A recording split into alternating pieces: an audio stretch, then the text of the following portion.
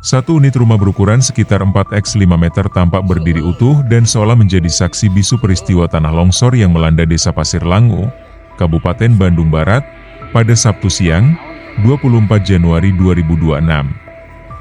Di tengah kerusakan parah yang terjadi di sekitarnya, rumah tersebut menjadi satu-satunya bangunan yang masih berdiri di area terdampak longsor. Pasca kejadian, posisi rumah terlihat berada tepat di tengah kawasan longsoran. Bangunan itu dikelilingi kebun sayur milik warga serta puing-puing bangunan rumah di sekitarnya yang hancur diterjang material tanah. Reruntuhan tembok, kayu, dan perabot rumah tangga tampak berserakan, menandakan betapa dahsyatnya longsor yang terjadi di wilayah tersebut.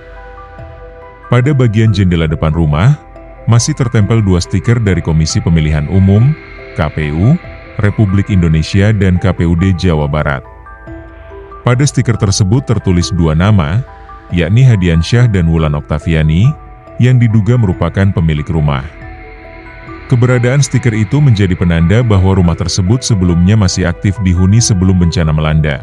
Di sisi kiri rumah yang masih utuh, tampak berserakan berbagai barang milik warga, seperti bambu bekas saung kebun bunga dan sayur, lemari, helm, serta sejumlah barang lainnya yang terseret atau terlempar akibat longsoran. Jarak antara rumah yang selamat dengan puing-puing tersebut hanya sekitar 50 cm, memperlihatkan betapa dekatnya bangunan itu dengan jalur longsoran. Sementara itu, di bagian depan, kanan, dan belakang rumah masih terlihat hamparan kebun sayur yang menjadi sumber penghidupan warga setempat. Namun kebun tersebut kini dipenuhi lumpur dan tanah basah, sisa material longsor yang belum sepenuhnya dibersihkan. Pada Sabtu sore, 24 Januari 2026, sekitar pukul 16.25 WIB, sejumlah warga tampak memanfaatkan rumah tersebut sebagai tempat berteduh. Mereka berdiri dan duduk di teras rumah sambil menyaksikan proses evakuasi dan pencarian korban tanah longsor yang berlangsung tidak jauh dari lokasi. Sekitar 50 meter dari rumah yang masih utuh itu, aktivitas evakuasi korban terlihat jelas. Tim gabungan dari berbagai unsur masih berjibaku menggali material longsor menggunakan alat manual maupun alat berat, sementara warga dan relawan terus memantau proses pencarian dengan penuh harap. Kondisi rumah terpantau dalam keadaan sepi. Jendela depan masih tertutup tirai berwarna ungu, sementara lantai teras rumah dipenuhi lumpur yang terbawa aliran tanah dan air. Tidak tampak aktivitas penghuni di dalam rumah tersebut.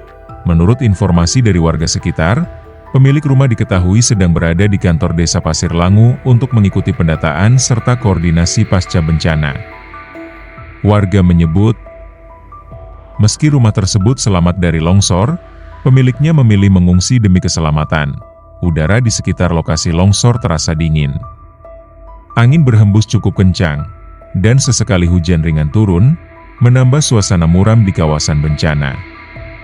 Kondisi cuaca tersebut membuat proses evakuasi berlangsung dengan penuh kehati-hatian, mengingat potensi longsor susulan masih mengintai wilayah Desa Pasir Langu.